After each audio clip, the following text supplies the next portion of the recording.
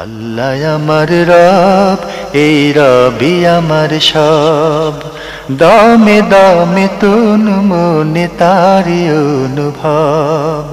তোমার দুনিয়াতে আমি যেদিকে তাকাই, অথই নিয়ামতে ডুবে আছি সবাই।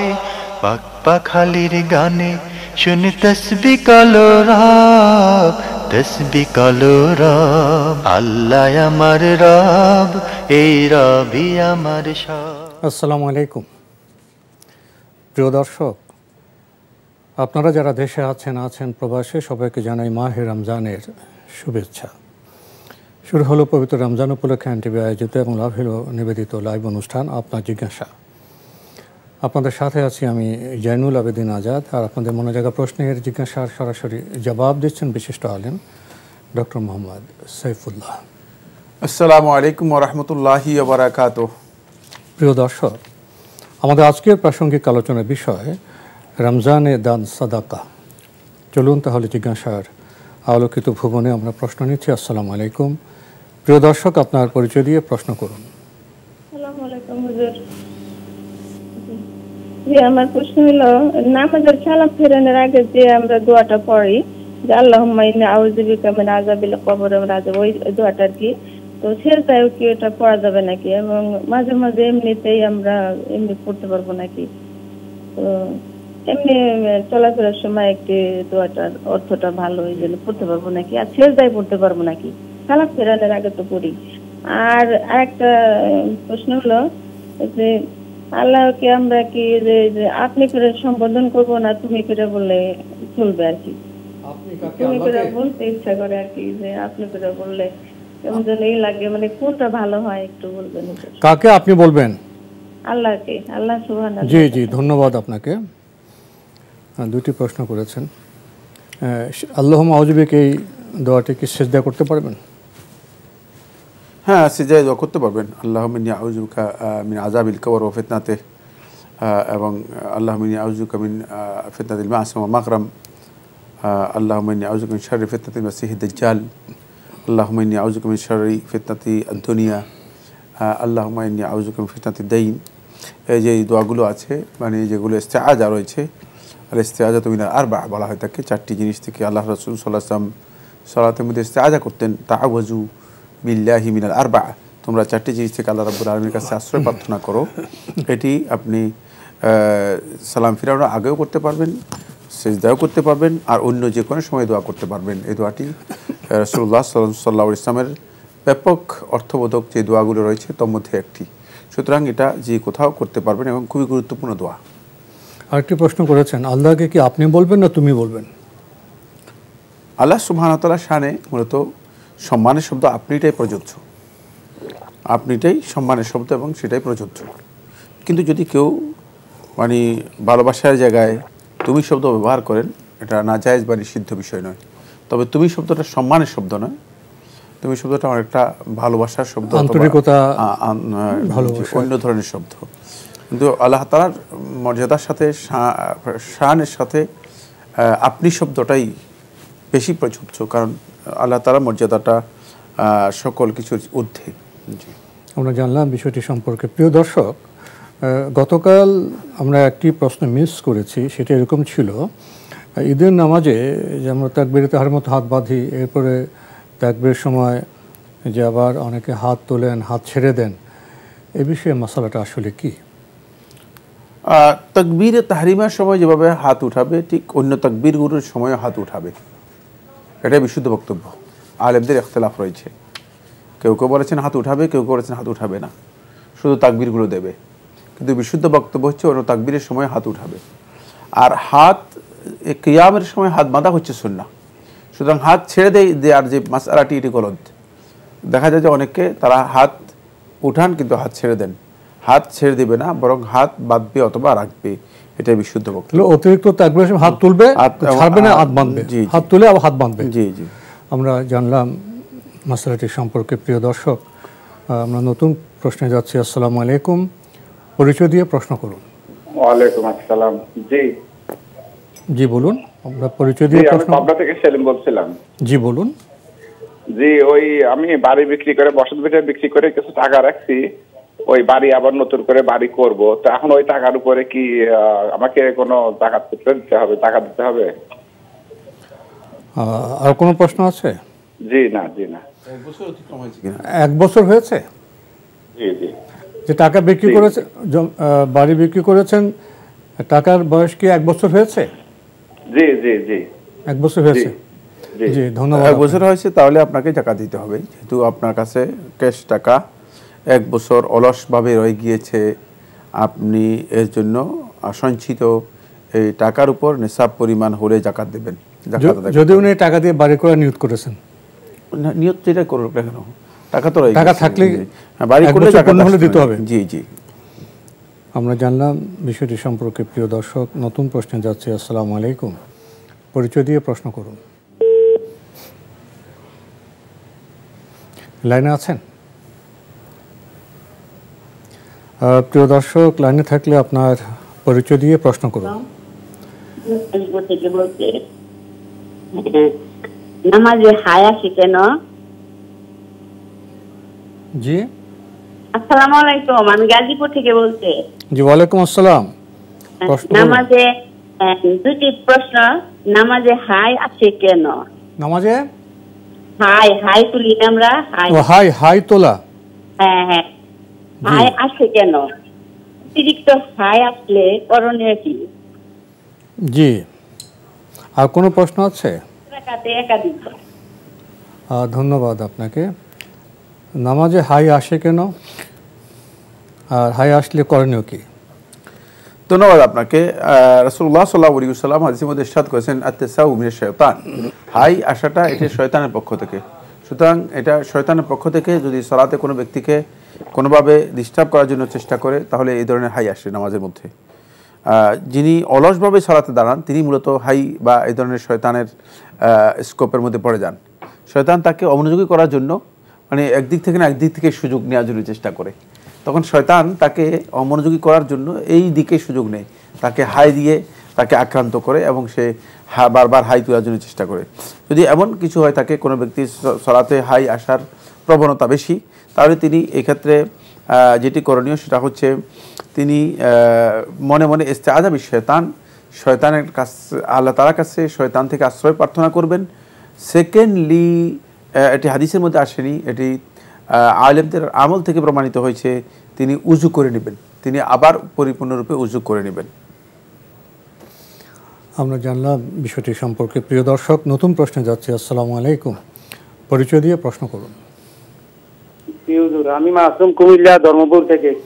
জি, বলুন। হুজুর, আমার দুটি প্রশ্ন। প্রথম প্রশ্নটি হলো যে গর্ভবতী মহিলা এবং যারা ছোট বাচ্চাকে যারা দুধ খাওয়ায়, ওইসব মহিলা রোজা থাকতে হবে কিনা। আর দ্বিতীয় প্রশ্নটি হলো দলিল কোরআন থেকে সূরা আম্বিয়া আয়াত নম্বর 31, অধ্যায় 21। সূরা আম্বিয়া আয়াত নম্বর 31। আয়াতে কোরআন বলতেছে, আমি আল্লাহ সৃষ্টি করিয়াছি সুদৃঢ় পাহাড় পর্বত, যাতে পৃথিবী এদিক ওদিক ঢুলে না পড়ে। আমি আল্লাহ সৃষ্টি করিয়াছি সুদৃঢ় পাহাড় পর্বত, যাতে পৃথিবী এদিক ওদিক ঢুলে না পড়ে। এর মানে কি? কোরআন কি বলতেছে আমাদেরকে? আসসালামু আলাইকুম। ধন্যবাদ আপনাকে। যারা গর্ভবতী মহিলা আছেন বা যারা শিশুদের দুগ্ধ দিচ্ছেন, তাদেরকে রোজা রাখতে হবে? গর্ভবতী যারা আছেন তারা গর্ভের সন্তানের যদি আশঙ্কা করে থাকেন, তাহলে তাদের জন্য জায়েজ রয়েছে, তারা সিয়াম ভঙ্গ করতে পারবেন। আপনার প্রশ্নের মধ্যে গলত আসছে যেটা, সেটা হলো এই যে আপনি মানে রোজা রাখতে হবে। রোজা তো সকলের উপর ফরজ, কিন্তু ওজরের কারণে যদি কারো সুনির্দিষ্ট কোনো ওজর থাকে, তাহলে তার জন্য রুখসত দেওয়া হয়েছে। রোজা কিন্তু ফরজ, ফরজের ব্যাপারে কোনো দ্বিমত নেই। সুতরাং গর্ভবতী হোক, দুগ্ধদানকারিণী মা হোক, তার যদি কোনো ওজর দেখা দেয়, যেমন দুগ্ধদানকারী মা যদি তার দুধ শুকিয়ে যায়, সন্তান দুধ পাচ্ছে না, এমন অবস্থা হয়ে যায়, তাহলে তিনি এর জন্য, তাহলে সন্তান দুধ না পেলে সন্তান তো কষ্ট পাবে, সন্তানের খাবার হবে না, এ কারণে তার জন্য জায়েজ আছে, তিনি সিয়াম ভঙ্গ করতে পারবেন। যেমনিভাবে গর্ভবতী নারী যিনি আছেন, যদি তিনি আশঙ্কা করেন যে গর্ভের সন্তানের সমস্যা হতে পারে, অথবা ডাক্তার তাকে বলেছে যে আপনি যদি সিয়াম পালন করে থাকেন তাহলে গর্ভের সন্তানের অসুবিধা হবে, সেই ক্ষেত্রে তার জন্য বৈধ রয়েছে, তিনি সিয়াম ভঙ্গ করতে পারবেন এবং পরে রেখে দিবেন। হ্যাঁ বহন করতে পারেন, পরে কিন্তু সেই সিয়াম কাজা করবেন, অবশ্যই পরে সেই সিয়াম কাজা করবেন। যদি সংক্ষেপে বলতেন, উনি আরেকটি প্রশ্ন করেছেন সূরা আম্বিয়ার 31 নম্বর আয়াতের সূত্র ধরে আল্লাহ বলছেন, আমি পাহাড় পর্বত সৃষ্টি করেছি যেন পৃথিবী হেলে না, উনি বলছেন ঝুলে না পড়ে, এর ব্যাখ্যা কি? ঝুলে না পড়ে আপনার যে অনুবাদ থেকে আপনি কোরআনের বক্তব্য দিয়েছেন গলদ অনুবাদ হয়েছে, 1 নম্বর। 2 নম্বর হচ্ছে সেখানে আনতামিলে শব্দটা এসেছে, মানে সেটা হলো আল্লাহ সুবহানাহু ওয়া তাআলা এই পৃথিবীটাকে সুনির্দিষ্ট কোনো কিছুর উপর এটাকে মানে বসাই দেন নাই, এটা তো আছেই মূলত মানে ভাসমান অবস্থায়। তো ভাসমান অবস্থায় আছে, ভাসমান কোনো জিনিসের ভারসাম্য রক্ষা করার জন্য এর মধ্যে এমন কিছু উপাদান প্রয়োজন হয় যে উপাদানগুলো এই বস্তুটাকে ভারসাম্য ঠিক রাখতে পারে।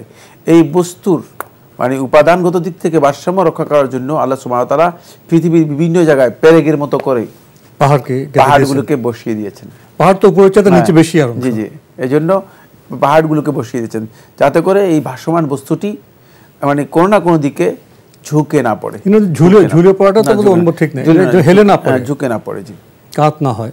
আমাদের আজকের প্রাসঙ্গিক আলোচনার বিষয় রমজানের দান সাদকা, যদি সংক্ষেপে কিছু বলতেন। ধন্যবাদ। প্রথম কথা হচ্ছে রমাদানের আরেকটি পরিচয় হচ্ছে শাহরুল জুদ ওয়াল কারাম। রমাদান হচ্ছে দান বদান্যতার মাস।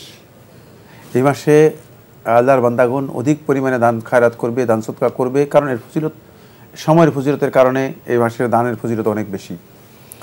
উপরন্তু রাসূলুল্লাহ সাল্লাল্লাহু আলাইহি ওয়াসাল্লাম আজওয়াদ মা ইয়াকুনু ফি রমাদান, রাসূলুল্লাহ রমাদান মাসে অনেক বেশি দান করতেন। আবার আব্দুল্লাহ ইবনে আব্বাস রাদিয়াল্লাহু বর্ণিত সহিহ বুখারী রাওয়াতের মধ্যে এসেছে আজওয়াদ মা ইয়াকুনু হিনা ইয়ালকাহু জিবরিল, রাত্রিবেলা যখন জিবরিল আমিন রমাদান মাসে আসতেন রাসূলুল্লাহ সাল্লাল্লাহু আলাইহি ওয়াসাল্লাম অবারিত দান করতেন। সুতরাং ফারা রাসূলুল্লাহ সাল্লাল্লাহু আলাইহি ওয়াসাল্লাম আজওয়াদু মিনার রিহিল মুরসালা। আব্দুল্লাহ ইবনে আব্বাস বলতেছেন যে প্রবাহিত বাতাস, যে বাতাস সমস্ত মানুষের কল্যাণ নিয়ে আসে, বৃষ্টি, রহমত, বরকত পৃথিবীর উপর অবারিত করে দেয়, এর চেয়েও বেশি রাসূলুল্লাহ সাল্লাল্লাহু আলাইহি ওয়াসাল্লাম প্রবাহমান থামছেন না। এই হাদিসের একটি রিওয়ায়াতের মধ্যে আহমদ ইবনে হাম্বল রাহিমাহুল্লাহ তাআলা তার মুসনাদের মধ্যে অতিরিক্ত বর্ণনা করেছেন, ওয়ালা ইউসআলু আন শাইইন ইল্লা আ'তাহ। রাসূলুল্লাহ সাল্লাল্লাহু আলাইহি ওয়াসাল্লামকে কোনো বিষয় সম্পর্কে যদি জিজ্ঞেস করা হতো, চাওয়া হতো কোনো কিছু, রাসূলুল্লাহ তার দিতেনই। রাসূলুল্লাহ সাল্লাল্লাহু আলাইহি ওয়াসাল্লাম না দিয়ে কোনো অবস্থায় আল্লাহ নবী সাল্লাল্লাহু আলাইহি ওয়াসাল্লাম ছেড়ে দিতেন না। সুতরাং এখান থেকে বোঝা যায় যে রাসূলুল্লাহ সাল্লাল্লাহু আলাইহি ওয়াসাল্লাম রমাদান মাসে অনেক বেশি দান করতেন। এজন্য ইমাম শাফিঈ রাহমাতুল্লাহি আলাইহি থেকে আল হাওয়ি ফি ফিকহ শাফিঈর মধ্যে উল্লেখ করেছেন, ইমাম সুয়ুতী রাহমাতুল্লাহ আলাইহি, ইমাম শাফিঈ রাহমাতুল্লাহ বলেন যে আল্লাহ রাসূল সাল্লাল্লাহু আলাইহি ওয়াসাল্লামের ইক্তেদা করে, অনুসরণ করে রমাদান মাসকে যদি আমরা সত্যিকারভাবে কাজে লাগাতে চাই এবং রমাদান মাসে উপকৃত হতে চাই, তাহলে আমরা অধিক পরিমাণে রমাদান মাসে দান করব। এই কারণেই সলফে সালেহিনগণ রমাদান মাসে তাদের দানগুলোকে সব একসাথ করতেন, এমনকি তারা যাকাতও রমাদান মাসে আদায় করতেন। আমরা খুবই গুরুত্বপূর্ণ বিষয় অবগত হলাম। প্রিয় দর্শক, আমরা প্রশ্নে যাচ্ছি। আসসালামু আলাইকুম, পরিচয় দিয়ে প্রশ্ন করুন। ওয়ালাইকুম সালাম। আসসালামু আলাইকুম। ওয়ালাইকুম আসসালাম। এনটিভিকে ধন্যবাদ জানাচ্ছি এত সুন্দর একটা প্রোগ্রাম করার জন্য। মহতারামের কাছে আমার জিজ্ঞাসা যে এই যে তারাবি নিয়ে এত জটিলতা, আসলে তারাবি নামাজটা কি 8 রাকাত না 20 রাকাত? এখন কেউ 8 রাকাত পড়তেছে, কেউ 10 রাকাত, কেউ 12 রাকাত, কেউ 20 রাকাত, আসলে সহিটা কোনটা? ধন্যবাদ আপনাকে। আপনি শুরুতে একটি ভূমিকা দিয়েছেন যে তারাবি নামাজ নিয়ে এত জটিলতা। আসলে তো জটিলতা থাকার কোনো কারণই নেই। তো আপনার সুনির্দিষ্ট প্রশ্নে যায়, কেউ বলে 8 রাকাত, 10, 12, 20, আসলে কোনটা? ধন্যবাদ এই ভাইকে। আসলে কোনো জটিলতা নেই। 1 নম্বর কথা হচ্ছে এটি নফল বা সুন্নত অতিরিক্ত নামাজ। অতিরিক্ত নামাজের মুত্তাফাক আলাইহি বক্তব্য হচ্ছে এর জন্য রাকাত সংখ্যা নির্ধারিত থাকে না, নির্ধারিত নয়। ফলে শেখুল ইসলাম ইবনে তাইমিয়া রাহিমাহুল্লাহ তাআলা মাজমু ফাতাওয়ার মধ্যে বলেছেন, তারাবির সালাতের রাকাত সংখ্যা নির্দিষ্ট নয়। কোনো ব্যক্তি যদি তারাবির সালাতের রাকাত সংখ্যাকে নির্ধারিত সংখ্যার মধ্যে, সেটা 8 হোক, 10 হোক, 20 হোক, অথবা অন্য কোনো সংখ্যার মধ্যে যদি কোনো ব্যক্তি সেটাকে নির্ধারিত করে নেই, ফাকাদ আবাদান নাজাহ, সে সত্য থেকে একটু দূরে সরে গেল, সঠিক থেকে দূরে সরে গেল, রাস্তা থেকে একটু মানে দূরে সরে গেল, সঠিক না, সে সঠিক বক্তব্য দেয়নি। তাহলে 8, 10, 12, 20 যে কোনোটা পড়তে পারবেন, এখানে নির্দিষ্ট করতে নেই। এখানে আপনি 8 রাকাতও পড়তে পারবেন, আপনি 10 রাকাতও পড়তে পারবেন, 20 রাকাতও পড়তে পারবেন। এখন আপনাকে যেতে হবে যেটা, সেটা হচ্ছে এই সালফে সালিহিনের আমলটা কি। সালফে সালিহিনের আমল বেশিরভাগ সাব্যস্ত হয়েছে যেটি, সেটা হলো সালফে সালিহিনগণ বেশিরভাগ 20 রাকাত পড়েছেন, বেশিরভাগ 20 রাকাত পড়েছেন, এবং 8 রাকাতও সালাফদের অনেকের আমল সাব্যস্ত হয়েছে। সালাফদের মধ্যে কারো কারো আমল 8 রাকাতও সাব্যস্ত হয়েছে। তাই যদি কেউ 8 রাকাত পড়েন তাহলে তিনি 8 রাকাত পড়তে পারেন, আর যদি কেউ 20 রাকাত পড়েন তাহলে তিনি 20 রাকাত পড়তে পারেন। এখানে দুটি বক্তব্য একেবারেই অবাঞ্ছিত, একেবারেই মানে অসঠিক অথবা ভুল। সেটি হচ্ছে 1 নম্বরে 8 রাকাতের চেয়ে বেশি পড়লে তিনি ভুল করেছেন, বেদাত করেছেন, অথবা তার এই তারাবির সালাত মানে সুন্নাহ পরিপন্থী হয়েছে, এই বক্তব্য গলত, সঠিক নয়। আবার মানে এই বক্তব্য বিপরীত দিক থেকে সম্পূর্ণ গলত। সেটা হচ্ছে কেউ যদি মনে করেন যে 20 রাকাতের চেয়ে যদি কম পড়ে তাহলে তারাবির সালাত হবে না, তারাবি না, এই যে কথাগুলো, এগুলো হচ্ছে সীমালঙ্ঘন, এগুলো মোটেও সঠিক নয়। জি, প্রসঙ্গত একটি প্রশ্ন আপনি করতে চাই, তারাবি প্রসঙ্গে 8 রাকাত না 20 রাকাত এতে বেশি গুরুত্বপূর্ণ, না তারাবি সালাত ধীরে সুস্থ দীর্ঘ কিয়ামে পড়া কোনটা গুরুত্বপূর্ণ?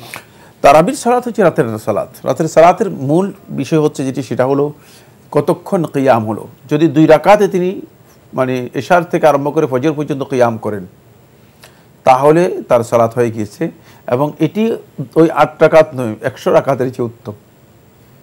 কিয়াম হচ্ছে এখানে উদ্দেশ্য, তিনি কতটুকু কিয়াম করেছেন, কতক্ষণ দাঁড়ালেন, কতক্ষণ তিনি আল্লাহ তাআলার সামনে দাঁড়ালেন।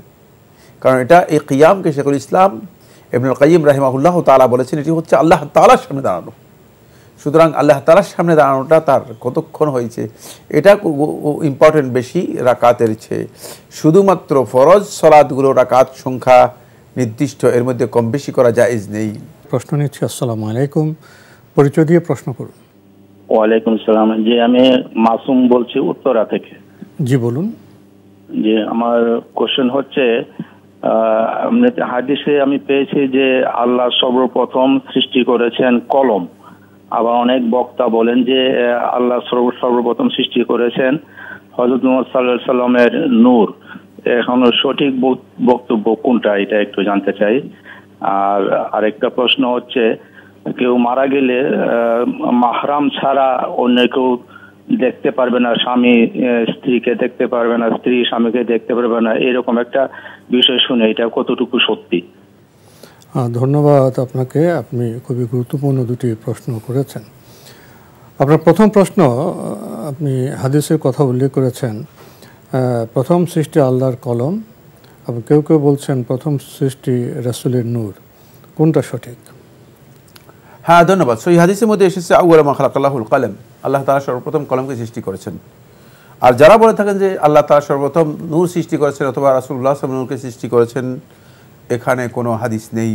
এটি একটি মন গড়া হাদিস। কোস্তুলানি তার মাহাউল্লাহ দুনিয়ার মধ্যে উল্লেখ করেছে, এবং এর কোনো সনদ নেই। হাদিসের কোনো বিশুদ্ধ সনদের গ্রন্থের মধ্যে, সনদ সম্বলিত হাদিসের বিশুদ্ধ কোনো গ্রন্থের মধ্যে এই ধরনের হাদিস পাওয়া যায়নি। ফলে হাফেজ ইবনে হাজার রাহিমাহুল্লাহ তাআলা বলেছেন লা আসলা লাহু, এটি ভিত্তিহীন বক্তব্য। এটি ভিত্তিহীন বক্তব্য, যদিও জাবির ইবনে আব্দুল্লাহ রাদিয়াল্লাহু আনহু থেকে বর্ণিত হয়েছে বলে উল্লেখ করে থাকেন, এটা মোটেও ভিত্তি নেই, এর কোনো ভিত্তি নেই। এই পুরা বক্তব্যটি মূলত ধারণামূলক এবং বানাওট, হাদিসটি মিথ্যা। হাদিস সম্মত বক্তব্য হলো আল্লাহ প্রথম সৃষ্টি করেছেন কলম। জি, আমরা জানলাম। প্রিয় দর্শক, এই মাসআলার মধ্যে খেলাফ আছে, বক্তব্য আছে, অন্য বক্তা রয়েছে। জি, এটা এই হাদিস সহিহ, এটাই প্রসিদ্ধ এবং সহি বললেন। আরও একটি প্রশ্ন উনি করেছেন, মানুষ মারা গেলে মাহরাম ছাড়া, বেশ কিছু স্ত্রীর কথা বললেন, কেউ দেখবে না, তাহলে আরেকটি প্রশ্ন করেছেন, তাহলে কি স্বামী স্ত্রীকে দেখবে না, স্ত্রী স্বামীকে দেখবে? মানে মারা গেলে শুধু এই মাসালা কি মৃত্যুর সাথে জড়িত নাকি আগেও জড়িত? যে বক্তব্য দিয়েছেন পুরাই ডাহা গলত একটা বক্তব্য দিয়েছেন। দিন সম্পর্কে কত কম জানলে আমরা এই ধরনের কথা বলতে পারি। মাহরাম ছাড়া একজন ব্যক্তি আরেকজন ব্যক্তিকে দেখা, একজন নারী একজন পুরুষের সাক্ষাৎ করা এমনি হারাম, মৃত্যুর আগেও হারাম, মৃত্যুর পরেও হারাম। সুতরাং প্রশ্নই আসে না, মৃত্যুর আগেও হারাম, মৃত্যুর পরেও হারাম, এটি একেবারে মৃত্যুর সাথে জড়িত মাসআলা নয়। স্বামী এবং স্ত্রী একজন আরেকজনের সাথে দেখা, এটি জায়েজ, এবং স্বামী স্ত্রী হচ্ছে মাহরাম, স্বামী স্ত্রী হচ্ছে মাহরাম। মৃত্যুর সাথে সাথে কি তালাক হয়ে গেছে? স্ত্রী কি মানে ডিভোর্স হয়ে গেছে? না, স্ত্রী চলে গেছে না, 4 মাস 10 দিন পর্যন্ত তাকে সময় দেওয়া আছে।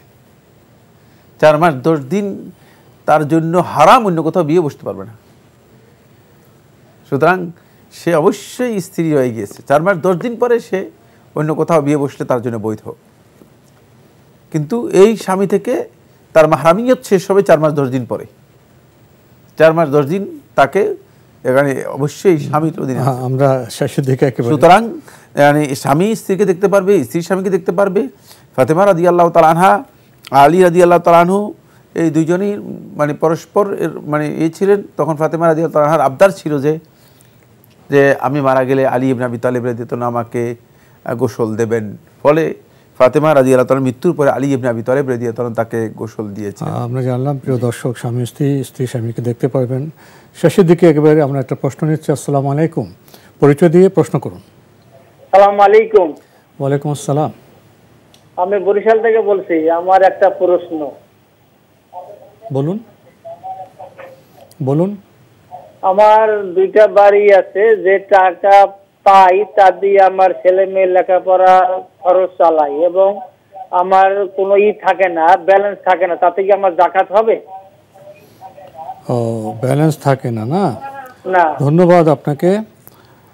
আপনার যে ইনকাম সেটা খরচ হয়ে যায়, ব্যালেন্স থাকে না, তো ওনার উপর কি যাকাত হবে? না, ব্যালেন্স যদি না থাকে আপনার যাকাত হবে না। আপনার যদি যাকাতের টাকা জমা হয় তাহলে নিসাব পরিমাণ টাকা জমা হলে আপনার উপর যাকাত ওয়াজিব, যাকাত আদায় করতে হবে। আর যদি নিসাব পরিমাণ টাকা আপনার জমা না হয়ে থাকে, খরচ হয়ে যায়, তাহলে আপনার যাকাত আসবে না। তো সময়ের কারণে আমাদের আজকে এখানে শেষ করতে হচ্ছে। আপনাকে অনেক ধন্যবাদ। আপনাকে অনেক ধন্যবাদ।